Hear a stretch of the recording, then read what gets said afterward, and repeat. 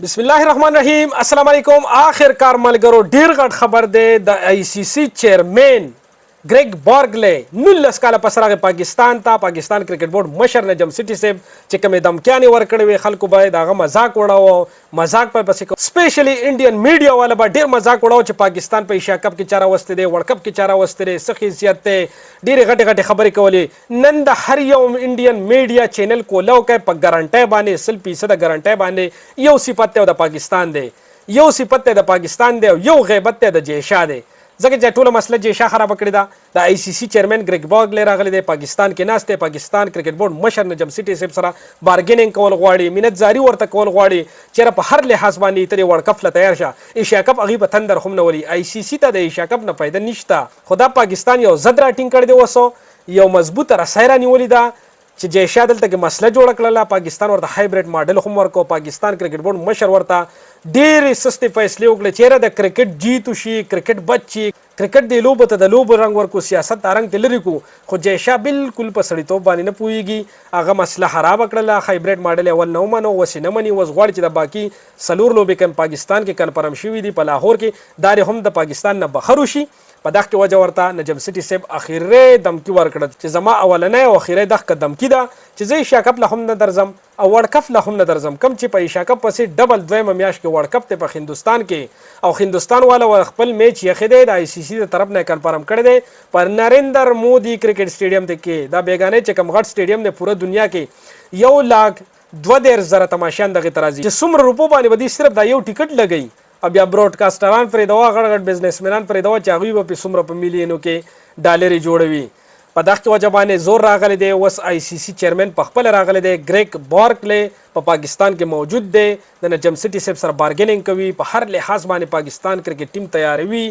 کیدای شي ملګرو پر روان 2015 کال کې چې کومه چیمپئن ټرافي ده د هغې ګارنټي ورکړي چېرې پاکستان ته به انډیا د چیمپئن ټرافۍ له به راځي او که نه راځي نو ښه غټ ډیمانډ به پکې ږدي.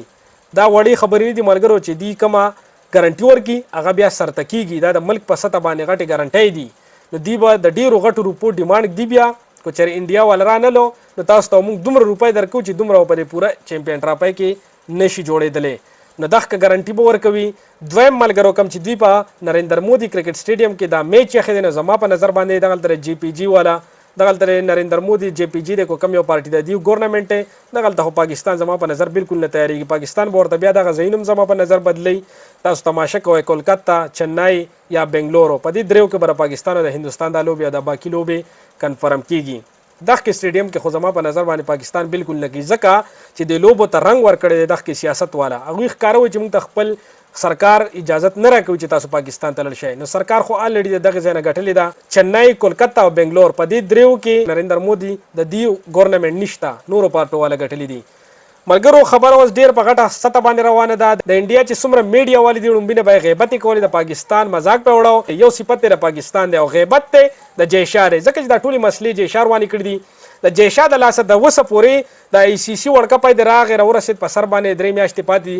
تاریخونه نه دي اعلان شوي چې غټ غټ بزنسمنان ورته خپل کارونه مخکې وروستو کړي او دغې طرف ته توجه شي. براډکاسټران دي هغوی پې هم زور راوستلی چې یاره بهی موږ ته تاریخونه اعلان کړئ چې موږ خپل کارونه مخکې وروستو کړو، زموږ دې طرف ته توجه شي، موږ خپل کارونه دې طرف ته کړو. په دې وجه باندې اوس د آی سی سی چیرمین راغلی دی ګریګ بارګلی او تاسو له معلومه شي دا د هندوستان په مدد راغلی دی. په آی سی سی کې په ایشین کرکټ کونسل کې په دې کې د هندوستان چلیږي. هندوستان ډېره غټ روپۍ ورکوي. زما ستاره سوچ نه بار خبره ده. په دې وجه باندې دا میټینګ چې کوم راغلی دی اوس په پاکستان کې موجود دی دا د جیشا له طرف نه راغلی. جیشا یو طرف ته پاکستان خپې وخي، بل طرف ته غواړي چې یاره پاکستان دې راشي او زموږ دې پې غټ آمدن جوړ کړو، زموږ دې غټ نوم وشي او هندوستان ته یې راشي. او بل طرف ته پاکستان هایبریډ ماډل هم نه مني چې یاره موږ خو ستاسو ټیم نه راغواړو چې ټیک ته تاسو ته سرکار اجازه نه راکوي، مه راځئ، موږ له دلته کې تاسو 4 لوبې اولنۍ راکړئ، باقي لوبې به دوبۍ کې وکړو یا چې سریلنکا هر ځای کې چې کېږي، خو د اولنۍ 4 لوبې اوس پاکستان کې راکړئ. نو دلته اوس جیشا پاکستان خپې وخي چې نه دا 4 لوبې د نه هم علمه او بیا زه تا ورلډ کپ له هم تیاروم. انشاءالله ملګرو امید لرو چې ډېره غټه فیصله به راځي که خیرې په دې ورځ 2 کې به کنفرم اعلان وشي او د لوبو اعلان به هم بیا وشي. خو د ټولې نه اول اوس ټوله مسله چې ده هغه پاتې ده صرف او صرف د نجم سټي صاحب نه. نجم سټي صاحب چې کوم اعلان وکړو هم اخ به کېږي. ستاسو ملګرو څه نظر دی چې نجم سټي صاحب به ستاسو په نظر باندې د آی سی سی چیرمین ته څه وایي؟ کمنټ ضرور کړئ، خپل رای زموږ سره شیر کړئ. انشاءالله انتظار کوئ د نوي ویډیو د نوي اپډیټس. د ځان ډېر زیات خیال ساتئ. د لوی الله په امان.